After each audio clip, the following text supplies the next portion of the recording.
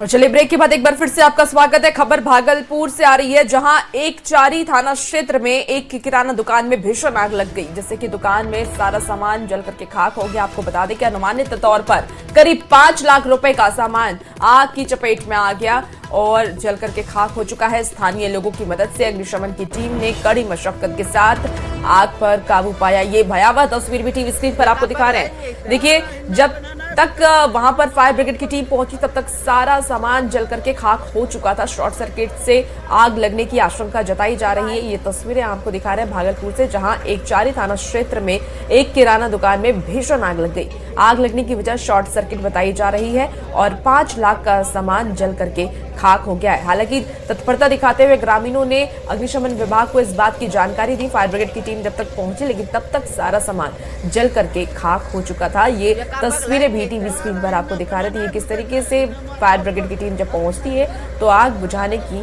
कोशिश कर रही थी। हालांकि आग बुझा लिया गया है, लेकिन दुकान में रखा सारा सामान जल करके खाक हो गया।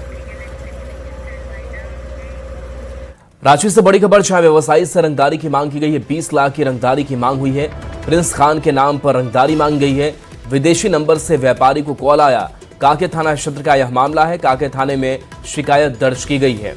तो 20 लाख की रंगदारी की मांग। रांची से बड़ी खबर, बता दें कि प्रिंस खान के नाम पर यह रंगदारी मांग गई है। विदेशी नंबर से कॉल आया जिससे रंगदारी की मांग की गई है। कांके थाना क्षेत्र का यह मामला है।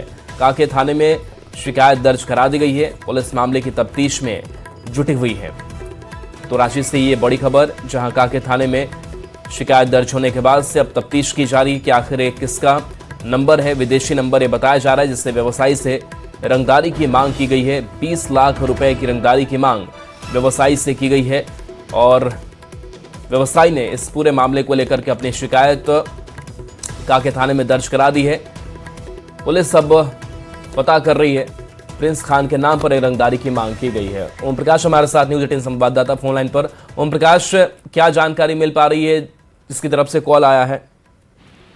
जी, बता दें कि प्रिंस खान जो कि हाल के दिनों में झारखंड के कई शहरों में लगातार धमकी दे रहा है और व्यवसायियों के लिए एक दहशत का विषय बना हुआ है, उसी के द्वारा फिर कहा जाए तो रांची में भी व्यवसायियों को कॉल किया जा रहा है और उनसे रंगदारी मांगी जा रही है। इसी बीच एक कॉल कांके थाना क्षेत्र स्थित एक व्यवसायी को आया है और उसमें 20 लाख रुपए की रंगदारी जो है वो मांगी गई है। हालांकि जो ऐसी आशंका जताई जा रही है कि ये विदेशी नंबर का इस्तेमाल करके ये रंगदारी मांगी गई है, लेकिन ये प्रिंस खान नहीं बल्कि कोई और हो सकता है।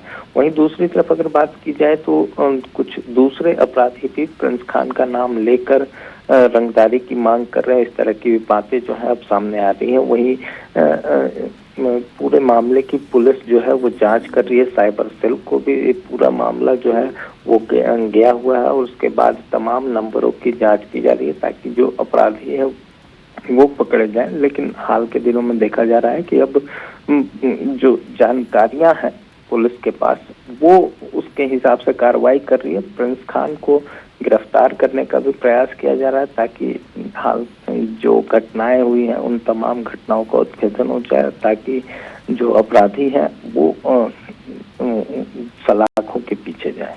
जी चलिए, शुक्रिया इस अपडेट के लिए आपका।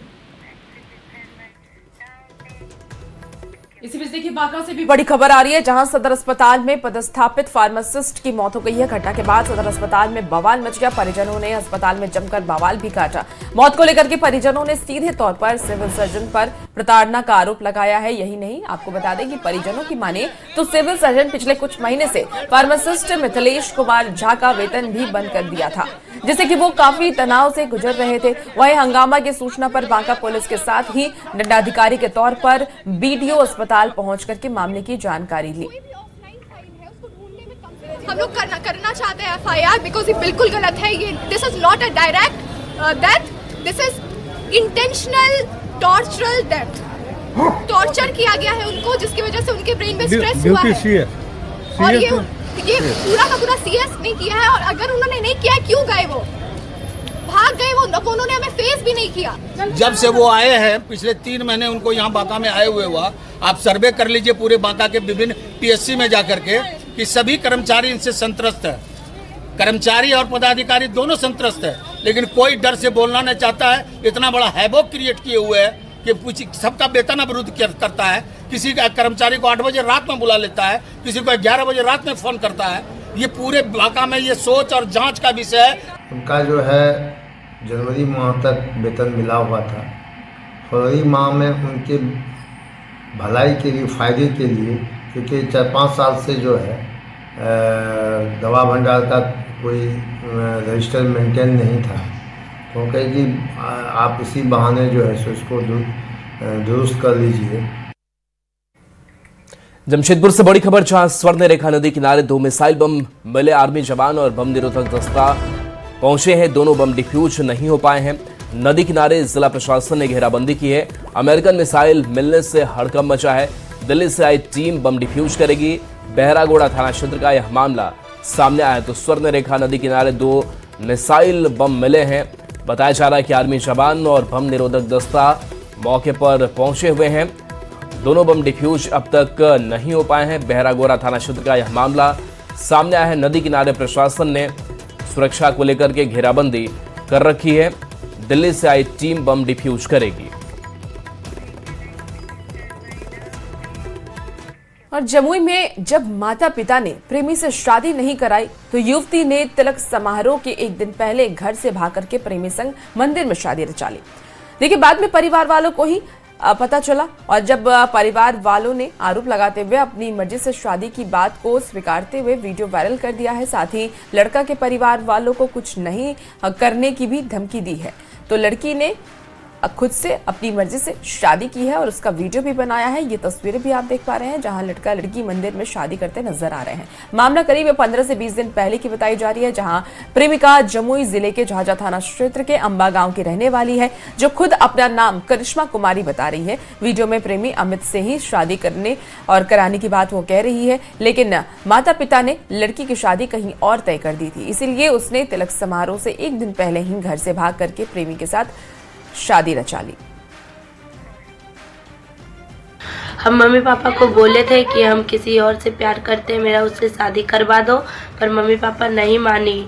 इसलिए हमको मजबूरन में इनके साथ भागना पड़ा और ये हमको ले जाने के लिए रेडी नहीं थे, क्योंकि इसमें घर वालों का बदनामी होता। तो हम इनको मतलब बहुत फोर्स किए कि हमको लेके चलिए, नहीं तो हम अपना हाथ काट लेंगे।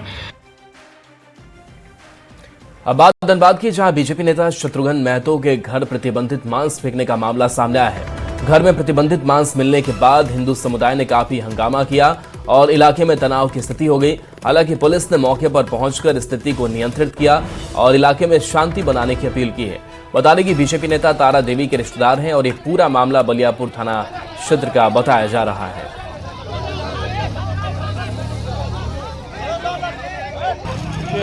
शरारती तत्वों द्वारा जो है कुछ प्रतिबंधित मांस का टुकड़ा वगैरह का कुछ बात थी, तो वैसा कुछ बड़ी बात नहीं है। आप वहाँ पर लोगों को नहीं पढ़ना है, स्थिति सामान्य है और कहीं कोई तनाव वाली बात नहीं है, बिल्कुल सब ठीक है। प्रशासन मुस्तैद है।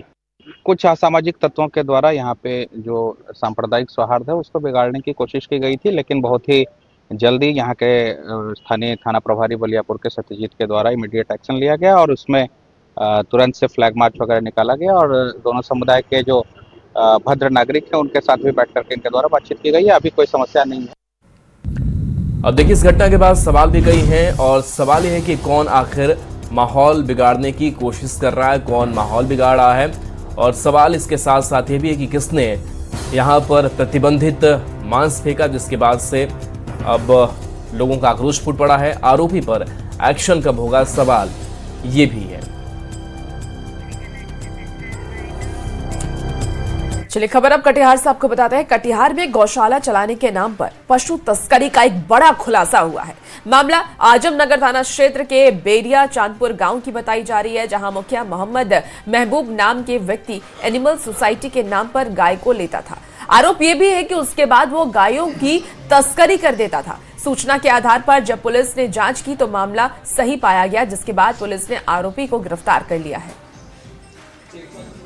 थाना द्वारा जो है औचक रेड किया गया था और रेड के क्रम में जो पूर्व के कागजातों के अनुसार जितनी पशु होनी चाहिए थी उस एनजीओ में उतनी पशु नहीं पाई गई, काफ़ी कम पाई गई और इस विषय में जो है उसके जो संचालक हैं महबूब आलम, जो कि वर्तमान में मुखिया भी हैं, उनके द्वारा कोई संतोषजनक दस्तावेज भी नहीं प्रस्तुत किया गया। तो ये इसी मामले में केस दर्ज किया गया है और उनको जो है इसमें गिरफ्तार कर जेल भेजा जा रहा है। अब पूर्वी चंपारण से खबर है, जहां चकिया में स्वास्थ्य व्यवस्था की पोल खुल गई है। दरअसल अनुमंडल पदाधिकारी शिवानी शुभम और अस्पताल प्रभारी चंदन कुमार के नेतृत्व में चकिया सिटी हॉस्पिटल का औचक निरीक्षण किया गया। इसमें कई अनियमितताएं सामने आई। निरीक्षण में BUMS डिग्रीधारी डॉक्टर सादिक हुसैन सर्जरी करते और नवजात शिशुओं का इलाज करते दिखे। बिना रजिस्ट्रेशन के अल्ट्रासाउंड और आशा कार्यकर्ताओं के अवैध पैसे वसूलना भी देखा गया। प्रशासन ने गंभीरता दिखाते हुए अस्पताल को सील कर दिया। साथ ही डॉक्टर सादिक हुसैन, 2 आशा कार्यकर्ताओं और एक महिला असिस्टेंट को गिरफ्तार किया है। बच्चा नीकू में एडमिट है। और मिडिल ईस्ट में जारी युद्ध ने गया जी के खंडेल गांव में एक अजीबोगरीब हालात बना दिए हैं, जहां की आपको बता दें कि रिजवान का निकाह 30 मार्च को तय है, लेकिन वो खुद युद्ध की वजह से कतर में फंसे हुए हैं। घर में निकाह की तैयारी हो चुकी है। रिजवान ने 2 बार टिकट कराया, लेकिन दोनों बार फ्लाइट रद्द होने की वजह से अभी तक वो घर नहीं पहुंच पाए हैं। ऐसे में रिजवान के पिता ने ये कहा है, उनका ये कहना है कि अगर रिजवान नहीं आया तो निकाह की तारीख को आगे बढ़ानी पड़ेगी, लेकिन निकाह के लिए किया गया सारा इंतजाम बेकार हो जाएगा। ऐसे में पूरा परिवार रिजवान के आने का इंतजार कर रहा है। कृषि मंत्री रामकृपाल यादव वैशाली पहुंचे, जहां फसल क्षतिपूर्ति को लेकर बड़ा ऐलान किया। कहा कि किसानों को हर संभव मदद पहले भी सरकार करती रही है और आगे भी हम करते रहेंगे, इसलिए फसल क्षति का आकलन करने का निर्देश अधिकारियों को दिया गया है। उन्होंने कहा कि पिछले दिनों बिहार में आंधी, पानी और ओलावृष्टि से बिहार के 7 से 8 जिले के किसानों को नुकसान हुआ है और उनकी फसल बर्बाद हुई है। कि अचानक बड़े पैमाने पर आंधी, तूफान, पानी सब आ गया, तो 7 से 8 डिस्ट्रिक्ट में किसानों के फसल की बर्बादी हुई। उसके आकलन करने के लिए संबंधित अधिकारियों को निर्देशित कर दिया गया है और आगे आने वाले दिन में उनकी मुआवजा की व्यवस्था हो सके, इसका व्यवस्था हम करेंगे। किसानों की चिंता हमारे माननीय मुख्यमंत्री जी लगातार करते रहते हैं और किसानों के हित में लगातार काम करते रहते हैं। और मधेपुरा जिले में हालिया आंधी, तूफान और बारिश से फसलों को भारी नुकसान हुआ है, जिससे कि किसानों को आर्थिक झटका भी लगा है। देखिए, जिला कृषि पदाधिकारी ने यह बताया है कि विभाग की टीम प्रभावित क्षेत्रों का लगातार दौरा कर स्थिति का आकलन कर रही है। प्रारंभिक रिपोर्ट में व्यापक क्षति की पुष्टि भी हुई है। जिलाधिकारी के निर्देश पर विस्तृत सर्वे कराया जा रहा है और जल्द ही रिपोर्ट सरकार को भेजी जाएगी, जिसके बाद प्रक्रिया के तहत किसानों को मुआवजा देने की कार्रवाई भी की जाएगी।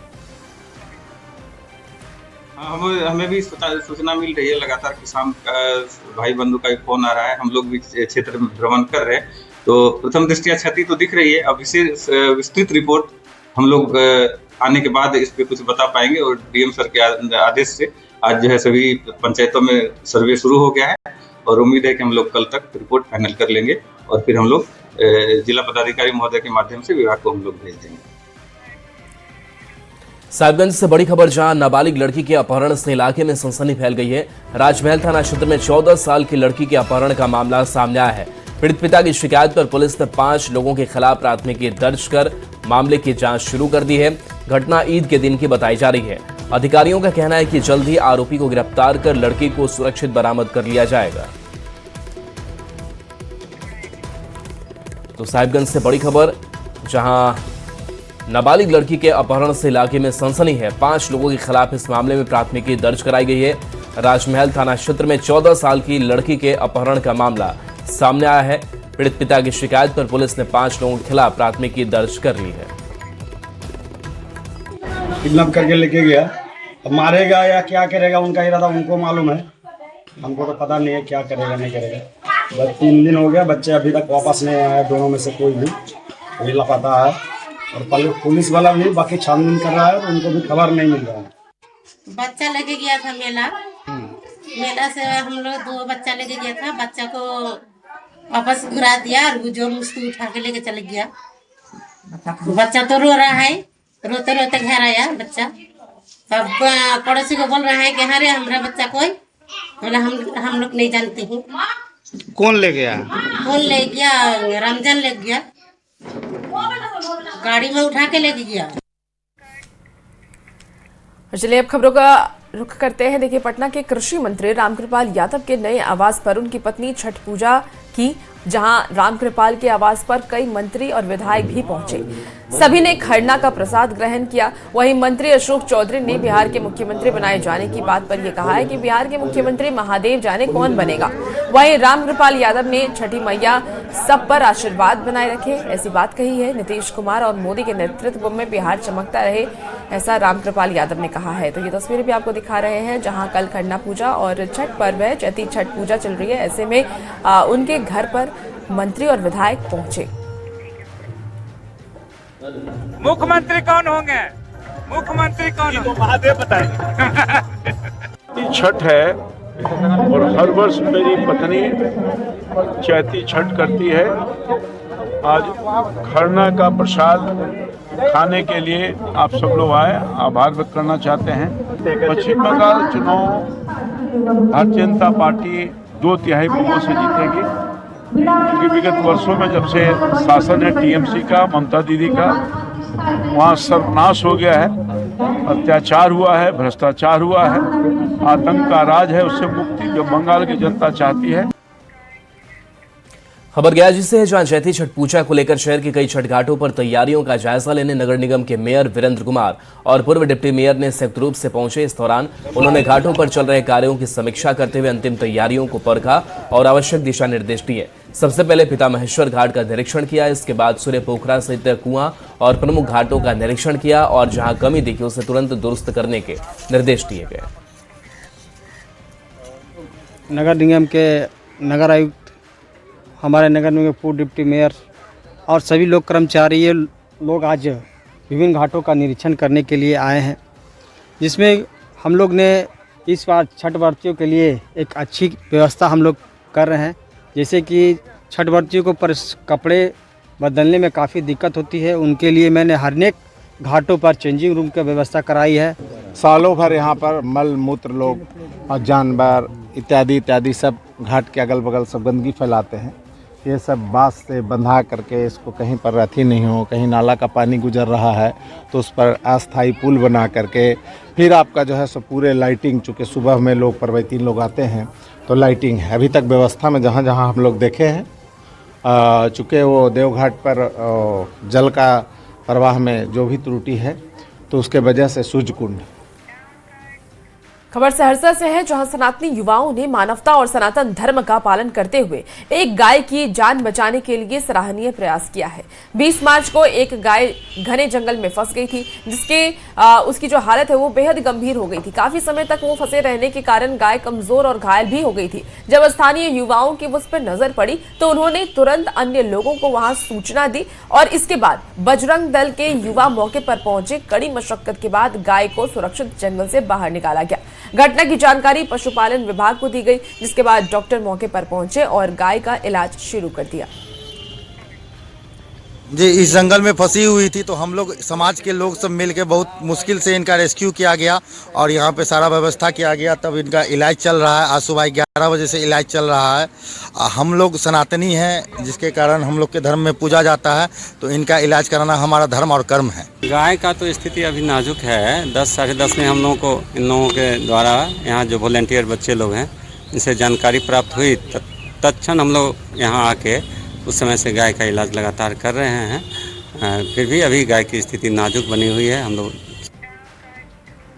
इंटर की परीक्षा में वाणिज्य संकाय में पूरे राज्य में 5वां स्थान प्राप्त कर पटना सिटी की हर्षिका ने एक बड़ी उपलब्धि हासिल की है। पटना सिटी की एसआरपी इंटर कॉलेज की छात्रा हर्षिका ने अपनी इस बड़ी उपलब्धि का श्रेय कॉलेज के शिक्षकों के साथ साथ अपने माता पिता को दिया है। हर्षिका बैंकिंग के क्षेत्र में अपना करियर बनाना चाहती हैं और इसे लेकर उसने अभी से ही तैयारी शुरू कर दी है।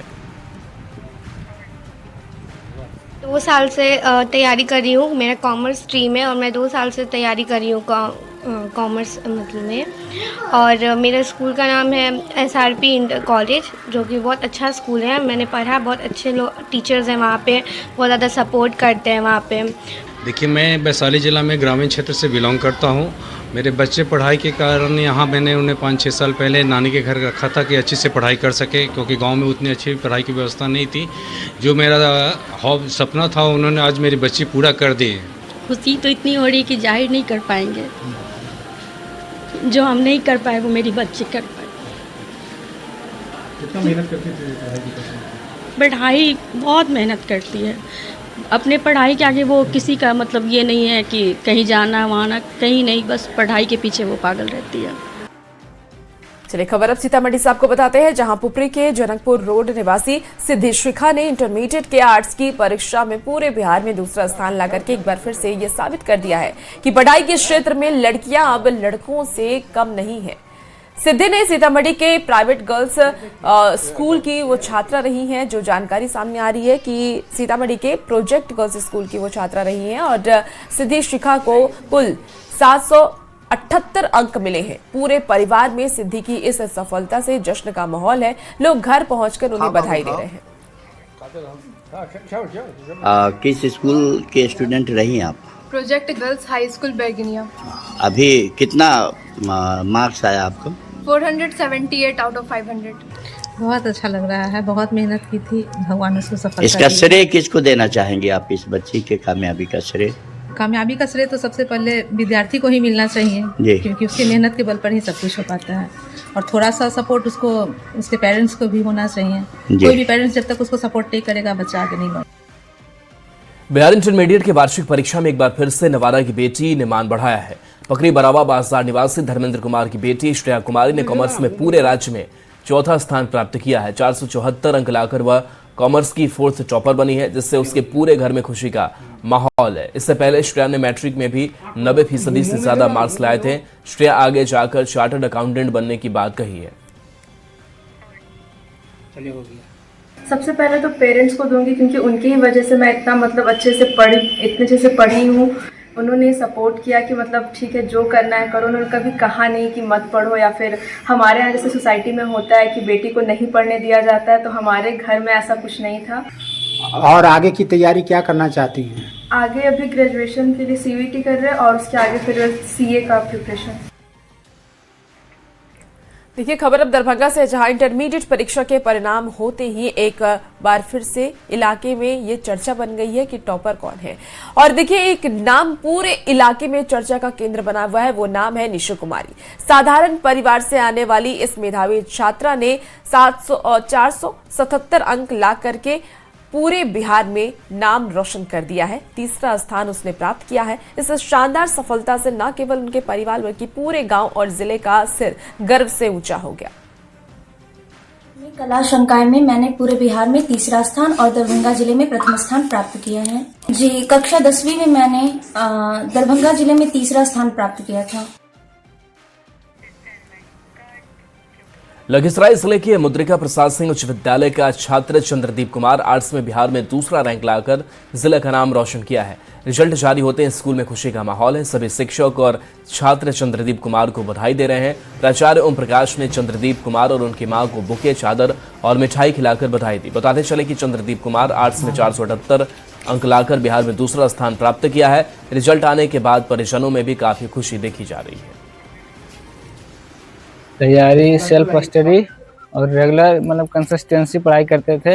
एक भी दिन गैप नहीं करते थे। अपने जितने टारगेट बेस्ड स्टडी करते थे। मतलब एक दिन में सबसे पहले हमको कितना पढ़ना है उसका एक शेड्यूल बनाते थे, फिर उसी के अकॉर्डिंग अपना पढ़ाते थे। बहुत अच्छा लग रहा है कि कम से कम ये टाल जो देहात थे यहाँ का बच्चा टॉप में आया है। बहुत अच्छा लग रहा है। शहर में भी रह के इतना नहीं पढ़ पाते हैं जितना ये टाल में रह के सेल्फ स्टडी और स्कूल भी आता था और तैयारी करता था अच्छा से। हाँ, खुशी तो है ही है। काफी खुश है। हाँ, किस तरह से ही पढ़ाई करता था? अब गरीब लोग पढ़ा लिखाता है कि कम से कम अपना लूर बुद्धि सीखेगा तो आगू बढ़ेगा। फिलहाल इस बुलेटिन में इतना ही। बने रहिए न्यूज़ 18 बिहार झारखंड के साथ।